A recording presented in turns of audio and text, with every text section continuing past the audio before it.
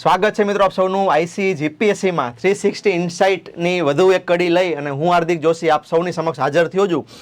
મિત્રો અત્યારે ભારતમાં જે ઇલેક્શનની જે કહેવાય કે સિઝન જામી હતી અને ખાસ કરીને એવા બે રાજ્યો મિત્રો કે તામિલનાડુ અને વેસ્ટ બેંગોલ ખાસ કરીને કારણ કે જે આપણી જે સત્તાધારી પાર્ટી છે કેન્દ્ર લેવલે એનો એક કહેવાય કે પ્રતિષ્ઠાનો જંગ હતો અને ઘણી બધી સમસ્યાઓ પણ તમને ખ્યાલ છે. આપણો જે ઈસ્ટ બેલ્ટ છે એમાં વેસ્ટ બેંગોલ એક બહુ મોટું રાજ્ય, પોપ્યુલેશન પણ બહુ મોટી છે મિત્રો. આખા ભારતની અંદર સૌથી વધુ પોપ્યુલેટેડ ડેન્સિટી હોય તો એ બેંગોલમાં છે, તમને ખ્યાલ છે. અને અહીંયા ઘણા બધા ઇસ્યુઝ જોવા મળતા હતા. આજે આપણે જે ટોપિક લઈને આવ્યા છીએ ઘણા લોકોને થશે સર પોલિટિક્સનો ટોપિક આઈસી ક્યારથી લાવવા માંડી? તો મિત્રો અહીંયા કોઈ પોલિટિક્સ આપણે કરવા બેઠા નથી. આપણા માટે તો કહેવાય કે ભાઈ આપણા માટે બધા સરખા છે. કારણ કે આપણે જ્યારે એક એજ્યુકેશનમાં હોઈએ, આપણે જ્યારે ઓફિસર બનવું હોય તો સેક્યુલરિઝમની સૌથી વધુ ફોલો જે છે એ આપણા દ્વારા થવો જોઈએ. બરાબર, અહીંયા વ્યક્તિગત કોઈ રાય મેટર કરતી નથી કારણ કે નેશન ફર્સ્ટ મિત્રો, કોન્સ્ટિટ્યુશન ફર્સ્ટ અને આપણું રાષ્ટ્ર એ આપણા માટે પહેલું હોવું જોઈએ. આપણે અહીંયા જ્યારે મિત્રો આજે આપણે ચર્ચા કરશું કે બે રાજ્યો કે જ્યાં આપણે જો કેરલામાં પણ ઇલેક્શન થયા, અહીંયા સ્પષ્ટ બહુમતી કોંગ્રેસને મળી, પોંડિચેરીમાં અને આસામમાં સ્પષ્ટ બહુમતી ભાજપ અને એનડીએને મળી. બે એવા રાજ્યો કે જ્યાં ભાજપ, આપણે સર બેંગાલમાં ભાજપને મળી જ છે, બરાબર છે. તમને ખ્યાલ છે સર બેંગાલની અંદર પણ પહેલી વખત આખે જ્યારથી બંગાળ રાજ્ય બન્યું ત્યારથી પહેલી વખત સર ભાજપ જે છે એ સત્તામાં આવ્યું છે અને સ્પષ્ટ બહુમતી. તો સર એનો વિડીયો શું કામ એને? બીજું કે સર તમિલનાડુની અંદર પણ આ વખતે કંઈક ચિત્ર છે એ બદલાણું છે, સમીકરણો બદલાણા છે, તો એનો પણ આપણે અહીંયા ઉલ્લેખ કરવો પડે. તો આ વિડીયો આપણે સ્પેશિયલી એટલા માટે લઈ આવ્યા છીએ કારણ કે જ્યારે આવી કોઈ મેટર બને ત્યારે મિત્રો એક તક હોય પોલિટીના એવા કોન્સેપ્ટ ક્લિયર કરવાની કે જેના ઉપર વારે વારે જીપીએસસી કે યુપીએસસી પ્રશ્ન પૂછે છે. તો અહીંયા મિત્રો આપણો સૌથી મોટો પ્રશ્ન કે જ્યારે કોઈ સરકાર વિધાનસભામાં ઇલેક્શન થાય તો પછી સરકાર બનાવવાની પ્રક્રિયા શું છે? કારણ કે તમે સર જ્યારે ટીવી જોતા હોય તો એની અંદર વારે વારે તમને પ્રશ્ન આવે કે સર મહારાષ્ટ્રમાં તમને ખ્યાલ છે આજથી 1 વર્ષ પહેલાં શું થયું? તો કે જે શિવસેનાના જે એક જૂથ હતું એકનાથ શિંદેનું, એ આખું પોતાના મંત્રીઓને લઈ, પોતાના એમએલએઝને લઈ અને એ આવી ગયા ભાજપમાં. ઓકે, અને આખી સરકાર જે છે મિત્રો એ ત્યારે બદલાઈ ગઈ હતી, બરાબર છે. અને જ્યારે આવા મિત્રો ભારતની અંદર કોઈ ઇસ્યુઝ આવે એટલે એસ્પાયરન્ટ્સ જે છે એની મિત્રો નિંદર જે છે આરામ થાય કારણ કે એમાં પછી પ્રશ્ન નીકળે અને પ્રશ્ન નીકળે અહીંયા બંધારણીય પ્રોવિઝન્સથી. આપણે મતલબ છે અહીંયા બંધારણ શું કે છે, આપણને મતલબ છે સર અહીંયા સુપ્રીમ કોર્ટના કોઈ જજમેન્ટ ચુકાદા શું કે છે, આપણે સર અહીંયા મતલબ એ છે કે કોઈ કમિટી બની છે તો એ શું કે છે. કારણ કે આ ત્રણ વસ્તુઓ સર એવી વસ્તુ છે કે જેના લીધે આપણો જે મેઇન્સનો જવાબ છે કે આપણું જે સર પ્રિલિમ છે, ઓકે સર એ માનો કે ત્યારે એનાથી બને છે. તો સર આપણને અહીંયા સૌથી પહેલી વસ્તુ શું બને તો કે સર કોન્સ્ટિટ્યુશન ઓફ ઇન્ડિયા એના ઉપર શું કહે છે, બીજું તો કે સર સુપ્રીમ કોર્ટ એના ઉપર શું કહે છે, અને ત્રીજું કે સર કોઈ કમિટી માનો કે બની છે તો એ એના ઉપર શું કહે છે. આ ત્રણ વસ્તુઓ જે છે સર એના લીધે આપણો જે જવાબ જે છે એ બને. તો અહીંયા આપણે આજે જે ચર્ચા કરવાના છીએ તો આ મેટર ઉપર એવી રીતના પહેલાં આપણે સર ચિત્ર જોઈ લે કે ચિત્ર શું છે. આજે હું આ રેકોર્ડ કરું છું ત્યારે સર તારીખ કઈ છે તો કે આજની જે તારીખ છે મિત્રો, બરાબર છે, એ છે આપણે 8 મે, ઓકે સોરી 7 મે છે આજે. અને 7 મે આજે બપોરે જ્યારે હું રેકોર્ડ કરું છું ત્યારે ચિત્ર શું છે તો કે સર બંગાળની અંદર હિંસા જે છે ચાલુ છે, સ્પષ્ટ બહુમતી ભાજપને મળેલી છે અને બંગાળના મુખ્યમંત્રી મમતા બેનર્જી જે છે એમણે કહી દીધું છે કે હું રાજીનામું આપીશ નહીં. તો ત્યારે આખા રાષ્ટ્રના મીડિયામાં પ્રશ્નો છે કે સર તો સર આજે આટલા 21મી સદીમાં આપણે પહોંચી ગયા, આટલું બધું મીડિયા છે, ટ્રાન્સપરન્સી છે, બધાને બધી ખબર છે, શું તોય સર આવા સ્ટેટમેન્ટ આપી શકાય? શું એ ધારે તો સર એ સરકાર રદ ન થઈ શકે? મમતા બેનર્જી ધારે તો સર શું એ આખી જિંદગી ચીફ મિનિસ્ટર રહી શકે? શું અહીંયા પણ સર ચીન જેવું છે, જિનપિંગે કહી દીધું કે હું જ ચીનનો વડો, પુટિને કહી દીધું હું જ ચીનનો વડો, બીજી કોઈ પાર્ટી નહીં. તો સર ભારતમાં એવું છે તો એ બધા વિષયો પ્રશ્ન જન્મ લે. તમિલનાડુમાં સેમ વસ્તુ થઈ કે આજે સર 108 સીટ સાથે જે વિજય જે છે, સ્થલાપતિ વિજય આપણે જે બોલતા હોઈએ, બરાબર છે, મારો પણ ફેવરિટ સ્ટાર છે, તમારામાંથી પણ ઘણા બધાનો હશે. તો સર એની પાર્ટી જ્યારે આવી છે, બરાબર છે, એન્ટરટેનમેન્ટ અપાર્ટ આપણે વાત કરીએ પાર્ટીની, પહેલી વખત એની જે ટીવી કે પાર્ટી છે, બરાબર છે સર, એ આવી છે અહીંયા સર 108 સાથે. પણ એને જે આપણે કહીએ ને મેજિકલ ફિગર એટલે શું તો કે જે સ્પષ્ટ બહુમતી જેને કહેવાય, બરાબર છે સર, એ એને મળી નથી. તો અહીંયા પણ સર હંગ એસેમ્બલી જેને કહેવાય, હંગ એસેમ્બલી એટલે શું? ત્રિશંકુ વિધાનસભા, આ ખાસ સમજો. ઘણીવાર પૂછે હંગ એસેમ્બલી ચર્ચામાં રહેલો શબ્દ એનો મતલબ શું? તો કે સર એવી પરિસ્થિતિનું નિર્માણ થાય કે જ્યારે કોઈ પક્ષ છે, કોઈ રાજ્ય છે, એની અંદર 3 પક્ષોને સ્પષ્ટ બહુમતી મળી હોય નહીં. ઓકે, તો સર એના ઉપર આજે આપણે વિસ્તારથી ચર્ચા કરવી છે. સર પહેલી વસ્તુ જે છે એમાં સર બંગાળ, કે બંગાળની અંદર સર પશ્ચિમ બંગાળમાં શું તો કે સર 15 વર્ષથી ચાલતું જે તૃણમૂલ કોંગ્રેસ છે એના શાસનનો અંત આવ્યો. Very good. અને સર બીજું શું તો કે અહીંયા જે પહેલી વખત જે કહેવાય કે રાજનીતિમાં પહેલી વાર સર જે બીજેપી છે, ભારતીય જનતા પાર્ટી, એને સ્પષ્ટ બહુમતી સાથે સરકાર બનાવવા જઈ રહી છે. આમાં ઘણા બધા મિત્રો પ્રોસ છે, કોન્સ છે, અગેન્સ્ટ છે, એના સપોર્ટમાં છે, પણ આપણે કોઈ પોલિટિકલ સ્ટેટમેન્ટ કે પોલિટિકલ સ્ટન્ટબાજીની અહીંયા ચર્ચા કરવાની થતી નથી અને એની જરૂર પણ નથી. ખાસ યાદ રાખજો, જે દિવસે ભારત છે એ બંધારણ મુજબ હાલશે ને એટલે આ તમામ જે બધા નખરા છે ને એ બધા બંધ થઈ જશે. ઓકે, ચાલો સર. તો સૌથી પહેલા આપણે એનું કોન્સ્ટિટ્યુશન એનું વિધાનસભાનું રિઝલ્ટ જોઈ લઈએ. તો સર એમાં ભાજપ જે છે એને કેટલા મળ્યા છે તો કે સર ભાજપને અહીંયા મળ્યા છે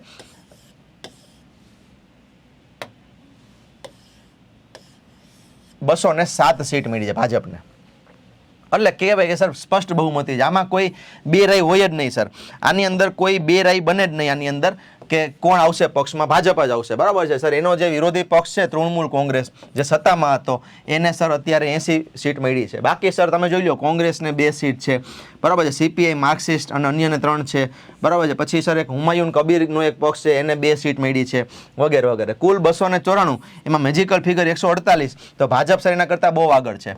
તો ઓબ્વિયસલી ભાજપ જ બનવું જોઈએ. પણ મિત્રો ટ્વિસ્ટ ક્યારે આવ્યો તો કે ટ્વિસ્ટ સર ક્યારે આવ્યો કે જ્યારે જે મમતા જે છે, બરાબર છે, એને શું કર્યું તો કે એને ના પાડી દીધી કે હું રાજીનામું આપીશ નહીં. અને અત્યારે જે રીતે આખું બંગાળની અંદર મિત્રો રાજકારણ દોડાણું છે, તો અહીંયાથી મિત્રો તમને ખબર છે કરંટ અફેર્સ બેઝ પ્રશ્નો નીકળે છે. તો સર આપણને શું પરીક્ષામાં એવું પૂછે કે મમતા બેનર્જીએ શું કર્યું ને આ શું કર્યું, શુવેન્દુ અધિકારી કોણ છે ને? ના સર, એવું પૂછતા. આપણને સર એના મૂળિયા પૂછે કે બંધારણમાં આ પરિસ્થિતિ વિશે શું લખ્યું છે. તો સર આપણે બંધારણના જો પ્રોવિઝન્સ જોઈએ તો સૌથી પહેલું જે પ્રોવિઝન જે છે સર મારા માટે ઇમ્પોર્ટન્ટ એ છે શું સર તો કે કલમ 163. આ ખાસ સમજો. કલમ 163 એવું કે છે કે મુખ્યમંત્રી અને એનું મંત્રીમંડળ જે છે એ રાજ્યપાલને સલાહ આપવા માટે હોવું જોઈએ. પણ જો માનો કે સરકાર નો, એટલે એને સરકાર કહેવાય, મુખ્યમંત્રી અને મંત્રીમંડળ એટલે સરકાર. પણ માનો કે સરકાર ન હોય તો બરાબર છે, વિધાનસભાની ચૂંટણી થઈ ગઈ પણ સરકારની રચના નથી થઈ તો કાંઈ નહીં. તો સર એ પાવર છે કોની પાસે તો કે સર રાજ્યપાલ પાસે છે કે પોતાની ડિસ્ક્રિશનરી પાવર, પોતાની વિવેકાધીન બુદ્ધિ કે સત્તા વાપરી અને એ કોઈ મોટો પક્ષ છે, કોઈ બરાબર છે, કોઈ સ્પષ્ટ બહુમતી વાળો પક્ષ જો નથી તો એ પછી પોતાની વિવેક બુદ્ધિથી કોઈ પણને એ બોલાવી શકે. આ ખાસ યાદ રાખજો. બરાબર છે. તો તમને સ્ટેટમેન્ટ આવું પૂછે, જીપીએસસી યુપીએસસી બે આના ઉપર પ્રશ્નો પૂછ્યા છે 163 ઉપર. બરાબર છે સર. બીજું છે 164 નંબર કે એની અંદર સર મુખ્યમંત્રીની નિમણૂક રાજ્યપાલ કરશે અને અન્ય મંત્રીઓની નિમણૂક કોણ કરશે તો કે એ પણ રાજ્યપાલ જ કરશે, પણ મુખ્યમંત્રીની સલાહથી. અને આખું જે મંત્રીમંડળ છે તો એ સામૂહિક રીતે વિધાનસભાને જવાબદાર છે. આ ખાસ યાદ રાખજો. બરાબર છે. જ્યારે વિધાનસભામાં તમને ખબર છે લોકસભા હોય કે વિધાનસભા હોય એની અંદર નો કોન્ફિડન્સ મોશન પસાર થાય ત્યારે એ કોઈ મંત્રી વિરુદ્ધ નહીં પણ આખા મંત્રીમંડળ વિરુદ્ધ પસાર થતી હોય છે. અને જો એ પાસ થઈ જાય તો આખા મંત્રીમંડળે રાજીનામું આપવું પડે. તો એને કહેવાય શું તો કે સર કલેક્ટિવ રિસ્પોન્સિબિલિટી, સામૂહિક જવાબદારી ટુવર્ડ્સ એસેમ્બલી અથવા તો લોકસભા 164. તો અહીંયા ઉપરથી સર આપણને 2 વસ્તુ ખાસ સમજવાની રહેશે. બરાબર છે સર. અહીંયા આપણે સેન્ટ્રલ ગવર્મેન્ટની વાત કરીએ, અહીંયા આપણે સ્ટેટ ગવર્મેન્ટની વાત કરીએ. તો સર અહીંયા માનો કે આપણી પાસે આર્ટિકલ છે 74 કે જે એમ કે છે કે પ્રાઇમ મિનિસ્ટર અને કાઉન્સિલ ઓફ મિનિસ્ટર્સ હોવા જોઈએ to aid and advise president. Sir અહીંયા શું છે તો કે સર અહીંયા છે 163 જે એવું કે છે કે ચીફ મિનિસ્ટર અને કાઉન્સિલ ઓફ મિનિસ્ટર્સ હોવા જોઈએ to aid and advise governor of the state. બરાબર છે. તો સર આ તમારા થઈ ગયા મહત્વના આર્ટિકલ્સ 74 અને 163. આને મિત્રો મિરર આર્ટિકલ કહેવાય. શું કહેવાય? આને મિરર આર્ટિકલ કહેવાય. આ ખાસ યાદ રાખજો. તમે મિરર આર્ટિકલ્સ તમને ઘણીવાર પૂછે. બરાબર છે. એટલે શું તો કે સર કેન્દ્રમાં આ હોય તો રાજ્યમાં શું છે એને કહેવાય મિરર આર્ટિકલ. પછી છે સર 75મું. 75 શું છે તો કે sir collective responsibility of council of ministers. અને અહીંયા સર ઈ આર્ટિકલ છે 164, સેમ વસ્તુ આવશે. શું તો કે collective responsibility of council of ministers, એટલે શું તો કે સર અહીંયા જે એમએલએઝ હશે, સોરી બરાબર, રાજ્યનું જે કાઉન્સિલ ઓફ મિનિસ્ટર જે હશે બરાબર છે, એ શું કરશે તો કે એ તમારી જે લેજિસ્લેટિવ એસેમ્બલી વિધાનસભા જે છે એને એ શું કરશે તો કે એ કલેક્ટિવલી રિસ્પોન્સિબલ હશે. અને અહીંયા જે કેન્દ્રનું જે મંત્રીમંડળ હશે એ કોને હશે સર તો કે એ તમારું જે લોકસભા જે છે, જો યાદ રાખજો પાર્લામેન્ટને નહીં લોકસભાને, કારણ કે પાર્લામેન્ટમાં રાજ્યસભા પણ આવશે. ઓકે, તો સર આ જે છે એ તમારે લોકસભાને એ શું કરશે તો કે એ જવાબદાર હશે. આટલું ક્લિયર છે બધાને? ઓકે, તો સર મિરર આર્ટિકલ 2 છે આપણી પાસે. 74 એવું કે છે કે પ્રેસિડેન્ટને સલાહ આપવા માટે, એને એડવાઇસ આપવા માટે પ્રાઇમ મિનિસ્ટર હોવા જોઈએ અને એનું મંત્રીમંડળ હોવું જોઈએ. સેમ વસ્તુ અહીંયા કોણ હોવું જોઈએ તો કે સર ચીફ મિનિસ્ટર અને મંત્રીમંડળ હોવું જોઈએ. અચ્છા, નો હોય તો શું, એ ઇમ્પોર્ટન્ટ છે અહીંયા. તો કે સર તો છે ને તમારે અહીંયા એના ડિસ્ક્રિશન પાવર હોય. કોણ હોય તો કે એના સર ડિસ્ક્રિશનરી પાવર હોય. કોની પાસે હોય તો કે સર એ તમારી પાસે પ્રેસિડેન્ટ પાસે હોય કેન્દ્રમાં, અને રાજ્યમાં સર એ ગવર્નર પાસે હોય. ઓકે, અને એ કોઈ પણ પક્ષ છે એને એ સત્તા માટે બોલાવી શકે કે તમે આવો અને સત્તા ધારણ કરો. પણ સાહેબ શું એમ કે એમ કહી દે ને મળી જાય તો કે ના સાહેબ, એને બહુમતી પુરવાર કરવી પડે. આપણે આગળ જોશું સર. પછી એક કલમ આવે છે 172મી કલમ, કે જેમાં લખ્યું છે કે કોઈ પણ વિધાનસભા જે છે, રાજ્યની વિધાનસભાનો કાર્યકાળ સર 5 વર્ષનો રહેશે. પ્રથમ બેઠકથી 5 વર્ષનો રહેશે, અને ત્યાર પછી આપોઆપ ઓટોમેટિક રદ થશે. આ ખાસ યાદ રાખજો, કારણ કે આનો આગળ ઉપયોગ આવશે. બરાબર છે? ત્યારબાદ તેનું વિસર્જન ઓટોમેટિક આપોઆપ થઈ જાય છે. 172 પછી સર 174 એવું કે છે કે રાજ્યપાલ જે છે એ સમયે સમયે શું કરી શકે તો કે ગૃહ છે, સદન છે, એની મીટિંગને બોલાવી શકે, સત્ર સમાપ્ત કરી શકે, અને આ ખાસ યાદ રાખજો વિધાનસભાને વિસર્જિત પણ એટલે કે ડિઝોલ્વ પણ કરી શકે રાજ્યપાલ. સેમ વસ્તુ કેન્દ્રમાં કરશે રાષ્ટ્રપતિ. અનુચ્છેદ કેટલા હશે સર તો કે એ હશે તમારે 62, કેટલા હશે તમારે 63 હશે. કેટલા હશે 63 હશે. ઓકે, ચાલો, સોરી 84 હશે, 84 હશે, સોરી. બરાબર છે? તો સર અહીંયા આજે હવે આના તમારે મિરર આર્ટિકલ જોવા હોય બરાબર છે, તો અહીંયા તમે લખી શકો. માનો કે સર અહીંયા 74 આવશે, અહીંયા તમારે તો કે સર 75 આવશે. ઓકે, 89 માઇનસ કરવાના તમારે, બીજું કંઈ હોતું નથી. બરાબર? મિરર આર્ટિકલ જનરલી 89 માઇનસ કરો એટલે તમને મળી જાય. અને અહીંયા તમારે સાહેબ શું આવે તો કે અહીંયા તમારે આવશે 83 આવશે. શું આવશે? 83 આવશે.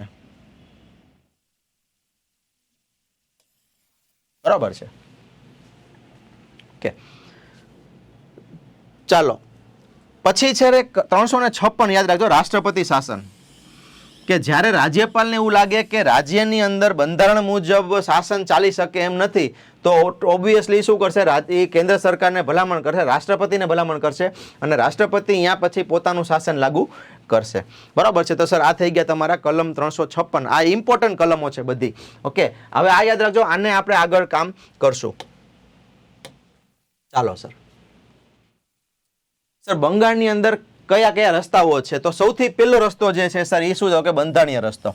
સૌથી પહેલો રસ્તો, ભલે ગમે એને જે કરવું હોય. બરાબર છે? સૌથી બંધારણ શું કહે છે કે સર ઇલેક્શન થયા, તમારો પક્ષ જે છે સત્તામાં છે એ હાર્યો, બરાબર, બીજા પક્ષને બહુમતી મળી, સ્પષ્ટ બહુમતી મળી, હા, તો કાંઈ વાંધો નહીં. તો હવે જે મુખ્યમંત્રી છે એને પહેલા રાજીનામું આપવું પડે, જે આપણા મમતા બેનર્જીએ ના પાડી દીધી છે.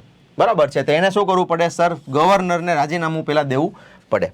અચ્છા, પછી તો કે બધાય સર ધારાસભ્ય દળની બેઠક થાય. જેમ કે વિજેતા પક્ષ છે ભાજપ, એ પોતાના જે 207 ધારાસભ્યો છે એની બેઠક બોલાવે. બરાબર છે? અને એની અંદર એ પોતાનો નેતા સિલેક્ટ કરે. બરાબર છે? જે અત્યારે બંગાળના કેસમાં તમને ખ્યાલ છે કે જે આઈ થિંક કોઈ શુવેન્દુ અધિકારી કે કોઈ છે, બરાબર છે, મને એક્ઝેક્ટ નામ યાદ નથી. તો એ જે અધિકારી જે છે એમાં એ, કારણ કે 2 ભાઈઓ છે ને એના પપ્પા છે, બરાબર, તો એ 3 લોકો છે ઇલેક્શનમાં. પહેલા તૃણમૂલ કોંગ્રેસમાં જતા, પછી એ લોકો ભાજપમાં આવ્યા. બરાબર છે? તો દેવેન્દુ અધિકારી અને શુવેન્દુ અધિકારી 2 લોકો છે. બરાબર છે? એમાંથી મને એક્ઝેક્ટ નામ યાદ નથી. તો માનો કે એને સપોઝ એને પોતાનો નેતા પસંદ કર્યો. બરાબર છે? અને પછી એ લોકો શું ગયા તો કે પછી રાજ્યપાલે એને આમંત્રણ આપ્યું કે ભાઈ હાલો, તમારો પક્ષ બહુમતીમાં છે, સ્પષ્ટ બહુમતીમાં છે, તમારો નેતા પસંદ થઈ ગયો છે, તો હવે તમે શું કરો તો કે તમારો જે નેતા છે એને એ કહેશે કે તમે સરકાર બનાવવા માટે આગળ આવો. આ એક નોર્મલ પ્રોસિજર છે. જે બંગાળમાં ફોલો થવી જોઈએ. પણ પેલા એ કહેવાય ને કે ભાઈ પેલા પ્રથમ માસે ગ્રહણ આવી ગયું કે અહીંયા સર રાજીનામું આને જ ના પાડી દીધી કે હું રાજીનામું આપીશ નહીં. બરાબર છે. તો ઘણા લોકોને પ્રશ્ન થાય કે સર તો શું હવે આ ગૂંચળું છે આમને આમ ગૂંચવાયેલું રહેશે? તો કે સર ના. સર એના માટે આપણે શું કરવું પડે? તો કે આપણી પાસે એક પ્રાવધાન છે કે જો વર્તમાન મુખ્યમંત્રી રાજીનામું ન આપે તો, ઓલું તો શું હતું સર, રેગ્યુલર રૂટ હતો, પણ હવે માનો કે ન આપે તો કાંઈ વાંધો નહીં સાહેબ. તો સૌથી પહેલા ફ્લોર ટેસ્ટ થાય. મમતા બેનર્જી છે એમ કે સાહેબ હું રાજીનામું નહીં દઉં, શું કામ? તો કે ભાઈ ના હું જ મુખ્યમંત્રી છું. તો કાંઈ વાંધો નહીં. તો ફ્લોર ટેસ્ટ એટલે શું સાહેબ? ફ્લોર ટેસ્ટ એટલે વિધાનસભામાં બધા જે વિધાનસભ્યો હોય એમએલએસ એ બધા ભેગા થાય ચૂંટાયેલા, અને એના જે મેઇન સ્પીકર હોય એ પછી ફ્લોર ટેસ્ટ લેવડાવે. બરાબર છે. ત્યાં માનો કે એના જે ગવર્નર છે સોરી, તો એ શું કરાવે? એની ફ્લોર ટેસ્ટ લેવડાવે કે ભાઈ હાલો તમે બહુમતી સાબિત કરો. જેમ કે અહીંયા 148 સાબિત કરી દો. બરાબર છે. ઓકે, મમતા બેનર્જી જે 148 ટેકો સાબિત કરી દે તો તમે ચીફ મિનિસ્ટર. બરાબર છે. પણ એની પાસે તો છે જ નહીં, કારણ કે એના તો કુલ 80 છે. ઓકે. અચ્છા, બીજું કે સરકારની બરતરફી. જો ગૃહની અંદર માનો કે બહુમતી સાબિત ન થાય તો શું? તો કે સર તો કાંઈ નહીં, તો રાજ્યપાલ જે છે એ સરકારને બરતરફ કરશે.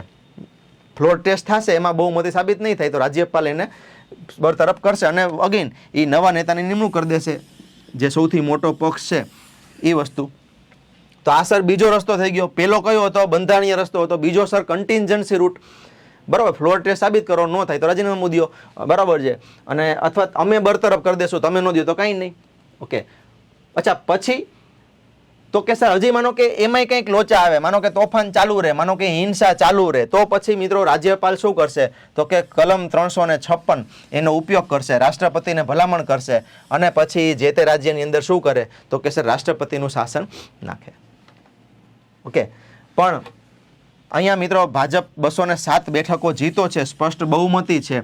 બીજું કે ભાઈ સર સુપ્રીમ કોર્ટ હોય કે હાઈકોર્ટ હોય કે ઇલેક્શન કમિશન કે કેન્દ્ર સરકાર કે પછી મિલિટરી ફોર્સિસ, પહેલા મિલિટરી ફોર્સિસ, આટલી બધી મિકેનિઝમ હોય તો કોઈ કાળે આપણને રાષ્ટ્રપતિ શાસન જે છે એની સંભાવના એટલી બધી લાગતી નથી.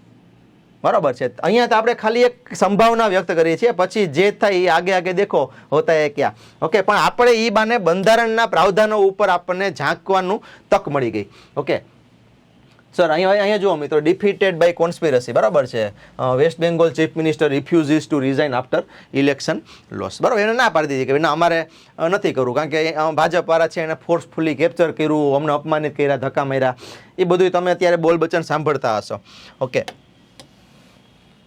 ચાલો. અચ્છા, જો વર્તમાન સરકાર રાજીનામું આપવાનો ઇનકાર કરે અને તેનો 5 વર્ષનો કાર્યકાળ પૂર્ણ થઈ જાય તો શું કરવું? હાલો. બરાબર છે. ઓકે. તો સર પહેલાં તો તમે એ સમજો કે અહીંયા ઇલેક્શન કમિશને તો વહેલા ટાઈમસર ઇલેક્શન કરાવ્યું છે. બરાબર છે. છતાંય જુઓ મિત્રો, પહેલું કે બંધારણીય જોગવાઈ શું છે? તો કે સર 172 આપણે હમણાં જ જોયું કે ભાઈ 5 વર્ષ પૂરા થાય પ્રથમ બેઠકથી. બરાબર છે. અચ્છા, આ જોજો કે તમને એમ પૂછે કે વિધાનસભાનો કાર્યકાળ ક્યાંથી ગણાય? ચૂંટણીના રિઝલ્ટથી. બરાબર છે. તો કે ના સર, પ્રથમ બેઠકથી ગણાશે. બરાબર છે. તો એ 5 પૂરા થાય એટલે ઓટોમેટિક એ વિસર્જિત થઈ જાય. બરાબર છે. અચ્છા, બીજું તો કે જેવો એનો કાર્યકાળ પૂરો થઈ જાય એટલે મુખ્યમંત્રી અને એનું મંત્રીમંડળ એની પાસે કાયદેસર કોઈ સત્તા રહેતી નથી, અને એ કોઈ પણ પોલિસી રિલેટેડ ડિસિઝન્સ પણ સર લઈ શકતા નથી. બરાબર છે. એટલે ઓલું કહેવાય ને કે ભાઈ કે વાઘ છે દાંત કાઢી લ્યો તો એ કેવો બોખો લાગે. ઓકે. તો દાંત વગરનો વાઘ કેવો લાગે? તો કે સર એવા તમે પછી કહેવાઓ. ઓકે.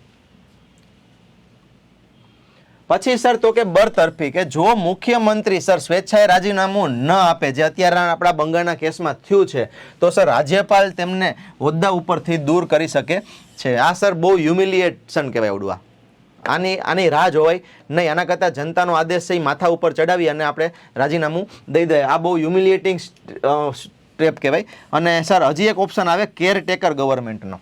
ઘણી વાર એવું બને કે નવી સરકાર ન બને અથવા ઇલેક્શનમાં ડિલે થયું હોય તો અત્યારના જે રાજ્યપાલ છે તો એ અત્યારના વર્તમાન મુખ્યમંત્રી, જેમ કે બંગાળના કેસમાં કોણ? તો કે મમતા બેનર્જી, તો એને કહેશે કે ભાઈ તમે અને તમારું મંત્રીમંડળ કેરટેકર ગવર્મેન્ટ તરીકે ચાલુ રહ્યો, જ્યારે નવી સરકાર બને તો તમે પછી વયા જાજો. પણ અહીંયા તો એ પ્રશ્ન જ નથી, કારણ કે અહીંયા તો એ જ ઓકે હવનમાં હાડકા એ જ નાખે છે અત્યારે. ઓકે. તો અત્યારે મિત્રો આ જે વિવાદ થાય છે તો એના લીધે આ પણ શક્ય છે નહીં, કેરટેકર ગવર્મેન્ટ બને નહીં. અગેન બંધારણીય નિષ્ફળતાના કેસમાં આપણે વાત કરી કે રાષ્ટ્રપતિ શાસન જે છે માનો કે ઈ નાખે, બરાબર છે. અચ્છા, ચૂંટણી પંચ છે એનું સ્ટેટસ શું છે અહીંયા? તો કે સર ચૂંટણી પંચે શું કર્યું તો કે કાર્યકાળ પૂરો થાય એની પહેલા જ મેં તમને હમણાં જ કરી કે એને રિઝલ્ટ છે એ જાહેર કરી દીધું છે, એટલે એનો તમે કોઈ વાંક કાઢી શકતા નથી. તો મિત્રો અહીંયા આપણી પાસે હજી એક રસ્તો એ કે ભાઈ સુપ્રીમ કોર્ટ કે હાઈકોર્ટ સુધી માનો કે સર મેટર જાય. જો આપણે બધા રસ્તા વિચારીએ છીએ કે બંધારણીય રીતના શું થાય, રાજ્યપાલ પોતાના ડિસ્ક્રિશનરી પાવર દ્વારા શું કરી શકે, જેમ કે એને ડિસમિસ કરી શકે, બંધારણીય રીતે એને રાજીનામું દેવું પડે, અચ્છા નો કરે તો ફ્લોર ટેસ્ટ કરવું પડે, અચ્છા એમાંય કંઈ ન થાય તોય નો ઊભા થાય તોય નો નીકળે તો ઓટોમેટિક 172માં તો રદ થઈ જ જાય છે સરકાર. અને છતાંય માનો કે કોઈ આગળ ઇસ્યુઝ ઊભા થાય તો પછી શું થાય તો કે સુપ્રીમ કોર્ટ અને હાઈકોર્ટ જાય અને એ લોકો તાત્કાલિક પછી જે બહુમતી પક્ષ હોય એને એ લોકો શપથ લેવડાવે છે. સમજો તો ઘણા બધા મેં તમને કીધું ને ઘણા બધા એવા રસ્તાઓ છે મિત્રો ભારતની અંદર. આને કહેવાય કોન્સ્ટિટ્યુશનલ રેમિડીઝ કહેવાય, બંધારણીય ઇલાજો કહેવાય, બધા અલગ અલગ. ઓકે તો સર આ રીતના આપણી પાસે ઘણા બધા ઇસ્યુઝ છે બંગાળના ઇસ્યુને સોલ્વ કરવા માટે. તો તમને આના ઉપરથી પ્રશ્નો પૂછે 163 છે, 164 એની ઉપરથી પણ પ્રશ્નો પૂછે. 172નો રૂલ શું છે અહીંયા એ પણ આપણે જોયું, બરાબર છે. સર હવે એક નવો ઇસ્યુ છે તમિલનાડુમાં. તમને ખબર છે તમિલનાડુમાં આપણા જે થલાઈવા છે વિજય, બરાબર છે, એનો પક્ષ જે છે ટીવીકે, જે પહેલી વખત મિત્રો એને ઇલેક્શન લડ્યું, પહેલી વખત પક્ષ બન્યો અને કહેવાય ને કે જોરદાર બહુમતી 108 સીટ મળીને કેટલી મળી 108 સીટ મળી. મિત્રો આ ગઈકાલના સમાચાર છે. ગઈકાલે વિજય અને એના જે સમર્થકો જે છે એ લોકો રાજ્યપાલ જે છે આ બરાબર છે જે આર્લેકર, વિશ્વનાથ આર્લેકર જે હજુ તાજેતરમાં જ તામિલનાડુ રાજ્યપાલ બન્યા છે, જે કેરલાના રાજ્યપાલ પણ છે, બરાબર છે. તો એને મળ્યા અને એને શું કર્યું, ગવર્મેન્ટ બનવા માટે એને એનું અહીંયા દાવો રજૂ કર્યો. સવાપન થઈ સાહેબ આ કઈ રીતના પોસિબલ બને? શું કામ તો કે સર આપણે તામિલનાડુની માનો કે વાત કરીએ, સર તમિલનાડુની અંદર તો આપણે જે ટીવીકે છે તમિલગા વેટરી ગઝગમ, એને સર 108 સીટ મળી, મેજિકલ ફિગર 118 છે, તો એને સર 10 સીટ તો જોઈ છે. અચ્છા બીજું કે વિજય પોતે 2 સીટમાંથી લડ્યો હતો, એટલે હવે એમાંથી એક જશે તો સર એકચ્યુઅલી એની પાસે 107 સીટ જ રહેશે, સમજો. તો એને સર 10 નહીં પણ 11 સીટ એને જોશે હવે. ઓકે તો બીજું સર હવે ડીએમકે જે સત્તામાં હતા, જે સ્ટાલિનનો પક્ષ છે, બરાબર છે, કરુણાનિધિ, તો એને સર 59 છે. અચ્છા ઓલ ઇન્ડિયા એડીએમકે છે સર, જે જયલલિતાનો પક્ષ છે, એમજી રામચંદ્રનનો, સર એને 47 મળી. કોંગ્રેસ છે સર એને 5 મળી. કોંગ્રેસે શું કર્યું સર તો કે ટીવીકેને સપોર્ટ જાહેર કરી દીધો.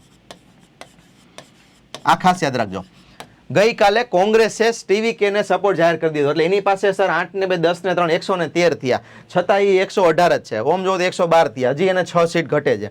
અને એટલા માટે મિત્રો જે રાજ્યપાલ છે એને આજે હું જ્યારે વિડીયો બનાવું છું તો એને પછી મિત્રો વિજયને એનો પક્ષને બહુમતી નથી એમ કહી દીધું છે કે તમારા પક્ષને બહુમતી મળતી નથી. સમજો હવે અહીંયા હવે બરોબરનું જે કહેવાય કે ગૂંચળું જે છે એ અહીંયા ગૂંચવાનું છે, સમજો. અચ્છા અહીંયા જે બીજા જે પક્ષ છે સર, ઓકે માનો કે આ વીસીકે છે, તો એને પોતાની 2 સીટ છે એનો સપોર્ટ જાહેર કર્યો છે, પણ એ ક્યારે કે વિજય અમારી પાસે સપોર્ટ માંગે તો. બીજો વિવાદ સર એ પણ હાલે છે કે જે કોંગ્રેસ છે અહીંયા અને જે ડીએમકે જે તો સ્ટાલિનનો પક્ષ જે હાર્યો છે, તો એની વચ્ચે ગઠબંધન હતું. તમને ખ્યાલ હશે ઇન્ડિયા બ્લોક, તમે ઇન્ડિયન પોલિટિક્સને જો ફોલો કરતા હોય તો એમાં સર ઇન્ડિયા બ્લોક હતો. અને તાજેતરમાં તમને ખ્યાલ હશે જે 131મું બંધારણીય બિલ છે અને જે 106મું જે આપણું બંધારણીય કાયદો હતો નારી શક્તિ વંદન અધિનિયમ, તો એના અને જે આપણું રીએડજસ્ટમેન્ટ આપણે જે કરવાનું છે આપણે લોકસભાની સીટોનું, બરાબર છે, 550 છે એમાંથી આપણે 550 કરવી છે, સોરી 850 કરવી છે, 850. તો એની અંદર જે ઇન્ડિયા બ્લોકે જે વિરોધ નોંધાવ્યો અને સરકારનું જે એની અંદર હાર થઈ હતી એની ઉપર પણ મિત્રો આપણે એક વિડીયો લેક્ચર મસ્ત લઈને આવીએ છીએ. નેક્સ્ટ આપણો લેક્ચર એ હશે, બરાબર છે. તો મિત્રો તો અહીંયા હવે આખું ગૂંચળું છે કે ભાઈ અહીંયા આખું હવે આગળ થશે શું, કારણ કે વિજય છે અને કોંગ્રેસની 5 સીટો મળી પણ ગઈ છે, છતાં બહુમતી હજી સાબિત થઈ નથી. બીજું એવું પણ સાંભળવામાં આવ્યું છે કે આજે એડીએમકે જે છે, બરાબર છે, તો એના ઘણા બધા જે સાંસદો જે છે, સોરી વિધાન ધારાસભ્યો, તો એ લોકો પણ અંદર ખાને એની પાર્ટીને પ્રેશર આપે છે કે તમે સપોર્ટ જાહેર કરો. તો સર અહીંયા કઈ રીતના સરકાર બની શકે આપણે એની ચર્ચા કરી લઈએ. તો કે સર સૌથી પહેલું કે તમિલનાડુમાં સરકારના વિકલ્પો, તો પહેલું કે સર તમિલનાડુમાં 2026 ચૂંટણીમાં કોઈ પણ પક્ષને સ્પષ્ટ બહુમતી મળી નથી અને એના લીધે સર હંગ એસેમ્બલી, આ શબ્દ યાદ રાખજો મિત્રો, વારે વારે પૂછાય. હંગ એસેમ્બલી એટલે શું તો કે લટકાયેલી ત્રિશંકુ વિધાનસભા. શું કહેવાય એને સર? ત્રિશંકુ વિધાનસભા. અંગ એસેમ્બલી અત્યારે બની છે. ઓકે, તો સર બંધારણીય રીતે સરકાર બનાવવા માટે રાજ્યપાલ પાસે કયા વિકલ્પો છે સર? તો કે આટલા વિકલ્પો છે સર. સૌથી પહેલો વિકલ્પ કે સરકારીય કમિશને અને સુપ્રીમ કોર્ટે જે દિશા નિર્દેશ આપ્યો છે ને એને ફોલો કરવો. એમાં સર 4 મેટર છે.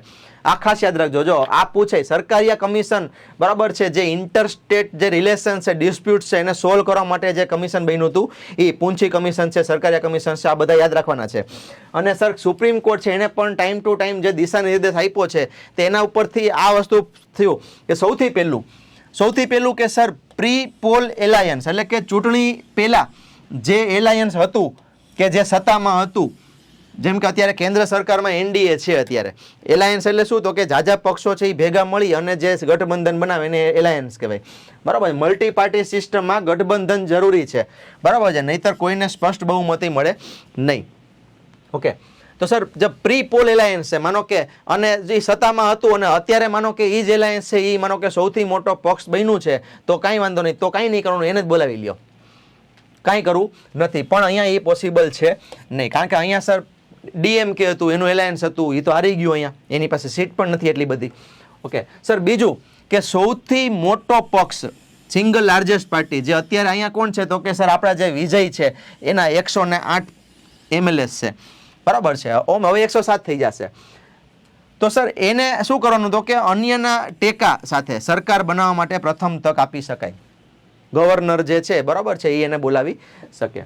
અચ્છા, પછી તો કે સર ચૂંટણી પછીનું ગઠબંધન, માનો કે એની પાસે માનો કે સ્પષ્ટ બહુમતી હાલો નથી અને એને કોઈ સપોર્ટ પણ નથી, તો શું? તો કે કાંઈ વાંધો નહીં, તો બધાય પક્ષો પોતપોતાને મિટિંગો કરી, પોતપોતાના એમએલએસ છે એની એ વહેંચણી કરી કે આમને આ મંત્રાલય દો, એટલા રૂપિયા દો, આવું થાય જ છે. આમાં હું બોલું છું થાય છે એવું કંઈ નથી. બરાબર છે. તો સર એ બધું માર તોડ કરી અને પછી એક કામ કરો, હવે પોસ્ટ પોલ એલાયન્સ બનાવો. અહીંયા શું હતું? Pre poll alliance. અહીંયા સર તમે પોસ્ટ પોલ એલાયન્સ બનાવો. ઓકે, અને પછી એ 2 કે વધારે પક્ષો ભેગા મળી બહુમતી આપે, જે અત્યારે વિજયે કર્યું. એને શું કર્યું? કોંગ્રેસના 5 લઈ અને અહીંયા ગયા. એને ખબર હતી કે આ દાવો ટકશે નહીં. બરાબર. અહીંયા એને એવું કીધું કે હજી અમારી વાત હાલે છે. એટલે ગવર્નરે આજે એવું કીધેલું છે કે અત્યારે તમે એ રોલમાં છો નહીં કે સરકાર બનાવી શકો, કારણ કે 118 જોશે તમારે. બરાબર છે. અને સર છેલ્લે કે સંયુક્ત મોરચો, એવું ગઠબંધન કે જેમાં કેટલાક પક્ષો સરકારમાં જોડાય અને કેટલાક છે એ બહારથી ટેકો આપે, કે ભાઈ અમારે ગવર્મેન્ટમાં અમે નથી પણ અમે બહારથી ટેકો આપીએ. આ સૌથી અનસ્ટેબલ કહેવાય, કારણ કે ગમે ત્યારે ટેકો પાછો ખેંચી લે એટલે સરકાર છે એ દડામ કરતી નીચે આવે. તો સર આટલા ઓપ્શન્સ જે છે એ આપણી પાસે અત્યારે છે. પ્રી પોલ એલાયન્સ આ પોસિબલ નથી. ઓકે, સંયુક્ત મોરચો આ થાય પણ એ કરાય નહીં. બરાબર છે. 2 વસ્તુ વધી, સૌથી મોટો પક્ષ છે એ મારતોડ કરી, જે એની સંભાવના વધારે દેખાય છે, પણ અત્યારે એ કાંઈ ક્લિયર નથી. અને પછી તો કે સર પોસ્ટ પોલ એલાયન્સ, ચૂંટણી પછી 2 કે વધુ પક્ષો ભેગા મળી બહુમતી બનાવે અને એ પછી અહીંયા જાય. ચાલો. અચ્છા, ઘણી વાર સર એવું થાય કે પોલિટિકલ સિનારીઓ આપણે હમણાં કીધું ગઠબંધન, તો કયા ગઠબંધન પોસિબલ છે? તો સર પહેલું સિનારીઓ એ કે ટીવીકે જે છે એ અન્ય નાના જે પક્ષો જે છે સર, બરાબર છે, તો હવે એને ખાલી 10-11 જ ઘટે છે. તો ઓબ્વિયસલી ડીએમકે કે એઆઈએડીએમકે પાસે તો નહીં જ જાય. તો એ સર શું કરે? નાના જે પક્ષો છે એની સાથે, બરાબર છે, એ જોડાઈ લે. જેમ કે અપક્ષો છે, બરાબર, વીસીકે છે, એ લોકોએ કીધું કે ભાઈ વિજય અમને કહેશે તો અમે સપોર્ટ આપશું. એની પાસે 2 છે, એક અપક્ષ પણ છે, બરાબર, 3 ઈ છે, 5 આના છે, કોંગ્રેસના 8. ઓકે, તો એક એ વસ્તુ થઈ. અચ્છા, બીજું એ થાય કે ડીએમકે અને એઆઈએડીએમકે જે એકબીજાના કટ્ટર દુશ્મન છે, પણ વિજયને અટકાવવા માટે થઈ એ લોકો બે ભેગા થઈ અને એ પછી જોકે એ અહીંયા પોસિબલ છે નહીં, કે ખાલી એકાદ સત્તા માટે એ લોકો પોતાની આઈડિયોલોજી કે પોતાના જે વોટર્સ છે એની સાથે દગો કરે નહીં. જો એ જ કરવું હતું તો પછી પહેલેથી જ બધું કરી નાખાય ને, બરાબર છે. પણ પોલિટિક્સમાં થઈ શકે બધું. અચ્છા, સિનારીઓ સી, કોંગ્રેસ જે છે અત્યારે એની પાસે 5 સીટો છે. માનો કે આ બે ભેગા થાય ને તો પણ એને સીટો ઘટે, તો અહીંયા કોંગ્રેસ મિત્રો કિંગ મેકરની ભૂમિકામાં છે. સર હવે આપણને મેઇન્સમાં રેલીમાં શું કામમાં આવે? તો મિત્રો અહીંયા એક વસ્તુ જુઓ કે પોલિટિક્સની અંદર એવું નથી કે તમારી પાસે બહુ મોટી મેજોરિટી હોય તો જ મલ્ટી પાર્ટી સિસ્ટમમાં અને ઇન્ડિયાની જેમ પાર્લામેન્ટરી સિસ્ટમ કે લેજિસ્લેટિવ એસેમ્બલીની સિસ્ટમ હોય તો અહીંયા મિત્રો નાના પક્ષો જે છે એ પણ પોતાની આઈડિયોલોજી થ્રુ બહુ મોટો ઇમ્પેક્ટ પાડી શકે. આ એનું ઉદાહરણ છે. ઓકે, ચાલો સર. અહીંયા આપણે સર બંધારણીય કલમ જે છે એની આપણે 164 રાજ્યપાલને એ સત્તા આપે કે એ મુખ્યમંત્રીની નિમણૂક કરી શકે.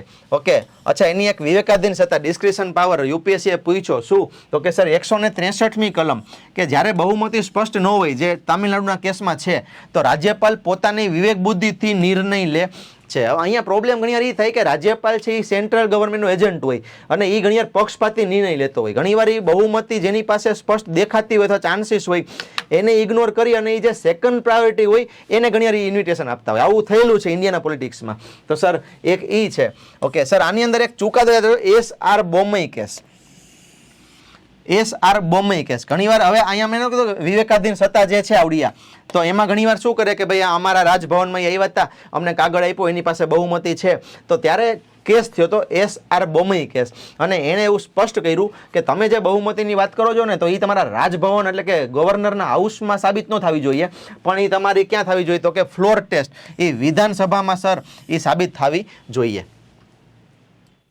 સમજો. ઓકે સર, અહીંયા એક પ્રોબ્લેમ એ આવે કે સર ગઠબંધન સરકાર બની, તો એ સર સારી વસ્તુ છે. શું કામ, તો કે સર એની અંદર ઝાઝા બધા આઈડિયોલોજી, ઝાઝા બધા લોકોનો સમાવેશ થયેલો હોય છે, એટલે સમાજના જે છેવાડાના લોકો હોય એ પણ એમાં આવી જાય. પણ એક નુકસાન પણ છે સર કે એની અંદર ઘણીવાર ઓવરસ્ટેડિંગ થાય, અને બીજું કે સર ઇનસ્ટેબિલિટી, વારે વારે સરકાર છે એને ધમકી મળે કે અમે સપોર્ટ લઈ લેશું, આમ છે, બ્લેકમેલિંગ થાય, બરોબર છે, અને એક સ્ટેબલ ગવર્મેન્ટ મિત્રો મળે નહીં. ઓકે સર, હવે મોટો પ્રશ્ન કે સર કોઈ રસ્તો ન નીકળે તો શું, તો કે સર તો કાંઈ નહીં, તો પછી એક કામ કરવું પડે, રાષ્ટ્રપતિ શાસન છે એ લાદવું પડે.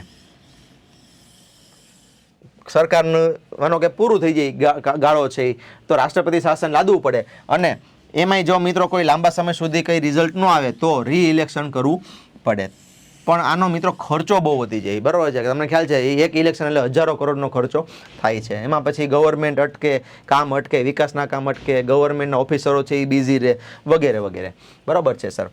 તો અહીંયા સર બંધારણ એવું કહે છે કે તમારી જે સત્તા છે એ જનતા દ્વારા ચૂંટાયેલા પ્રતિનિધિઓ પાસે રહેવી જોઈએ. ઓકે, પણ જો અહીંયા કોઈ બંધારણીય મર્યાદા ઓળંગે, જેમ કે આપણે અત્યારે બંગાળમાં જે થાય છે, તો મિત્રો આપણી હાઈકોર્ટ છે, સુપ્રીમ કોર્ટ છે, અને એની અંદર જે આપણે રીટ્સ છે, બરાબર છે, 32 અને 226ની અંદર, તો મિત્રો સુપ્રીમ કોર્ટ, હાઈકોર્ટ પણ ઇન્ટરફિયર કરી શકે.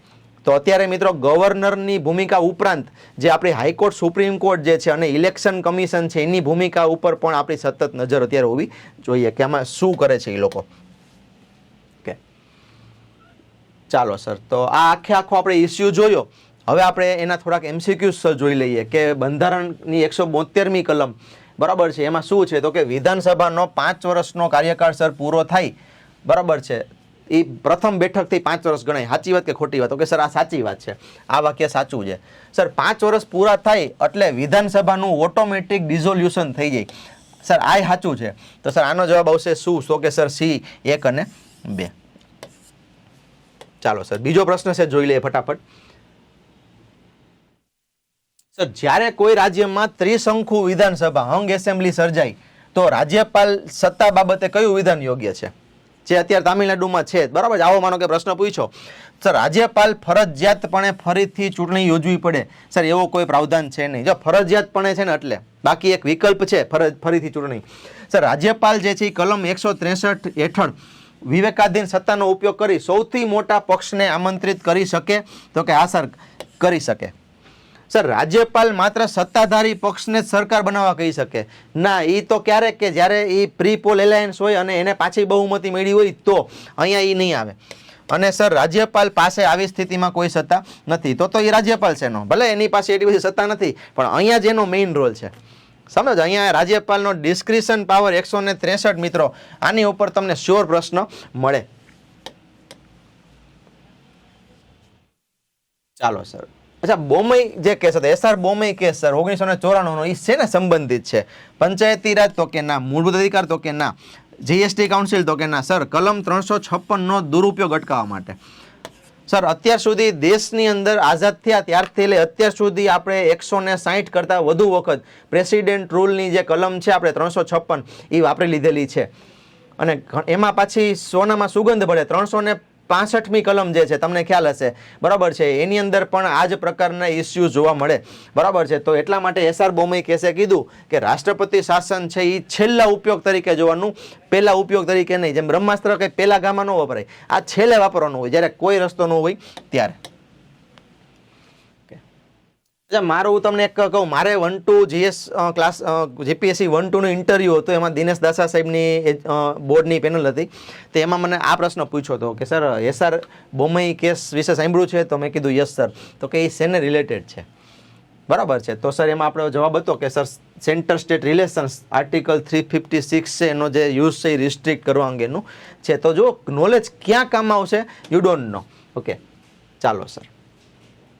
રાજ્યના મંત્રીમંડળની સામૂહિક જવાબદારી, બરાબર છે, કઈ કલમ હેઠળ સ્પષ્ટ કરવામાં આવી છે? તો કે સર એ શેમાં આવશે? તો કે સર કલમ 164માં આવશે. શેમાં આવશે? 164માં આવશે, બરાબર છે. અને કેન્દ્ર સરકારમાં 75 આવશે. કયું આવશે? 75 આવશે, એની મિરર આર્ટિકલ. ચાલો સર, વિધાનસભામાં વિસર્જિત કરવાની સત્તા કોની પાસે છે? તો કે સર રાજ્યપાલ પાસે. કોની પાસે છે? રાજ્યપાલ પાસે છે. ઓકે, જો આમાં ભૂલથી એ તમે વિધાનસભાના સ્પીકરનું લખતા હો, ઘણીવાર એ લાગશે તમને, પણ એ હશે નહીં. ઓકે, ચાલો સર, એક પ્રશ્ન મેઇન્સની અંદર આપણને પૂછે કે ત્રિશંકુ વિધાનસભાની સ્થિતિમાં રાજ્યપાલની ભૂમિકા ઘણીવાર વિવાદાસ્પદ બને છે. તો રાજ્યપાલની વિવેકાધીન સત્તાઓ, ડિસ્ક્રિશનરી પાવર અને એની મર્યાદાઓ જે છે એના વિશે ચર્ચા કરો. મિત્રો અહીંયા પોઝ મારી અને તમે આ જોઈ શકો છો. આની ચર્ચા જે છે આપણે મેઇન્સના લેક્ચર સિરીઝ જ્યારે કરશું ને એમાં આપણે કરશું, બરાબર છે. જેમ કે પ્રસ્તાવનામાં શું છે સાહેબ, તો કે ભાગ 6માં આપ્યું છે એ બધું કહેવાનું, પછી તામિલનાડુનું એક્ઝામ્પલ લેવાનું, બરાબર છે. યાદ રાખજો, તમે જ્યારે મેઇન્સનો આન્સર લખો ને તેમાં કરંટ અફેર્સના કોઈ પોઈન્ટ્સને જેટલા બધા તમે એમ્બેડ કે ઇન્ટિગ્રેટ કરશો ને એટલો તમારો આન્સર રીચ બનશે અને તમારા માર્ક્સ એનું લેવલ વધતું જશે. મને 1 મળ્યો તો તમને 1.25 મળશે, મને 2 મળ્યા તો તમને 2.5 મળશે, બરાબર છે.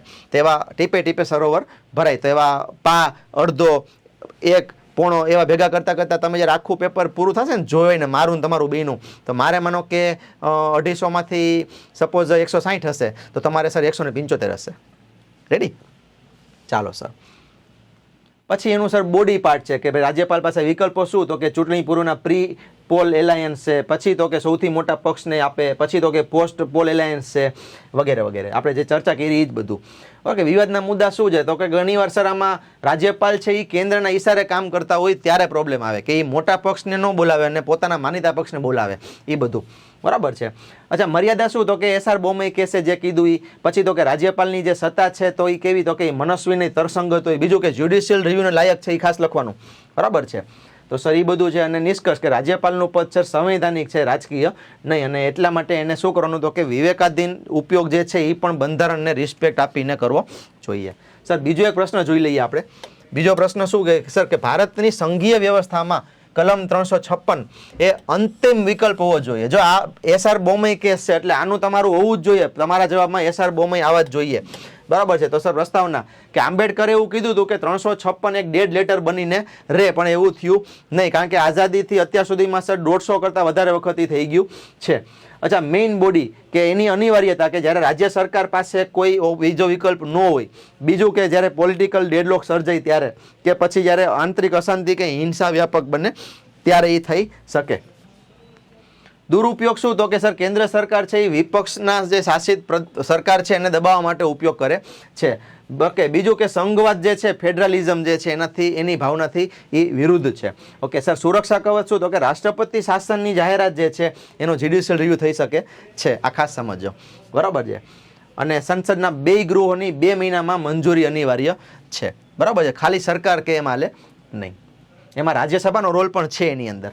ઓકે સર, નિષ્કર્ષ કે 356 જે છે સર શું છે? તો કે એનો દવા તરીકે ઉપયોગ થવો જોઈએ, ખોરાક તરીકે નહીં, બરાબર છે. સ્વપોષણ માટે એ કરવાનું નથી. ઓકે સર, તો આ રીતના આપણે 2 જે સ્ટેટ છે બંગાળ અને તામિલનાડુ એની અંદર જે ડેડલોક ક્રિએટ થયું છે એનું આપણે પોલિટિકલ આખું પોસ્ટમોર્ટમ કર્યું. ઓકે મિત્રો, હું હાર્દિક જોશી તમારાથી વિદાય લઈશ. તમને જો આ વિડીયો ગમ્યો હોય મિત્રો તો લાઇક કરો, શેર કરો, સબસ્ક્રાઇબ કરો. આઈસી જીપીએસસી આપણી નવી ચેનલ છે, આને તમારા સપોર્ટની જરૂર છે. અને આપણા જે નવી કડીઓ આવશે મિત્રો એને તમે આવી રીતના એન્જોય કરો. તમારે જો કોઈ વિડીયો જોતો હોય તો વિડીયો ઓન ડિમાન્ડ ઉપલબ્ધ છે. તમે કોમેન્ટની અંદર ટોપિક લખો, આપણે એ ટોપિક છે એ લઈને આવશું અને આવી જ રીતે એનું 360 એનાલિસિસ આપણે કરશું. Thank you very much.